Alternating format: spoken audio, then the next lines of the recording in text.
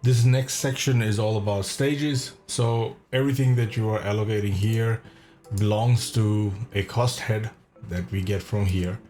And it also belongs to a stage. So if you miss a stage, so let's say if I don't put a stage here and I delete it, you'll see that one, it'll give me a warning that I haven't selected a stage.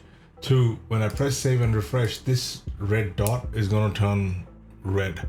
This green dot is going to turn red because that is another check that we built in that keeps checking the total automatically, because we want to ensure that, hey, now that is telling me that there's a mismatch between the total. So you do have a cost, you did allocate it on a project timeline, it does belong to a cost center, but you haven't allocated what stage it is at. So I can select town planning and then press save and refresh, and this will go back green.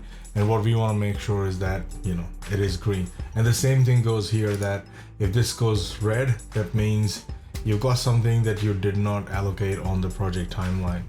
So that's why there will be a discrepancy in the totals.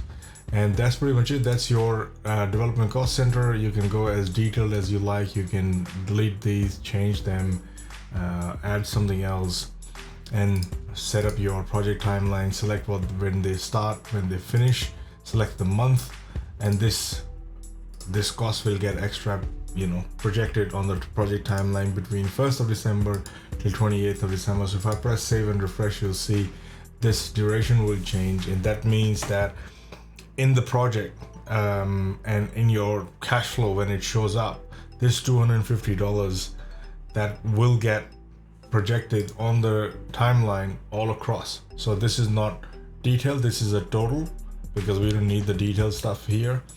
And yeah, so but everything, all that stuff is happening in the background, so to speak, with the code.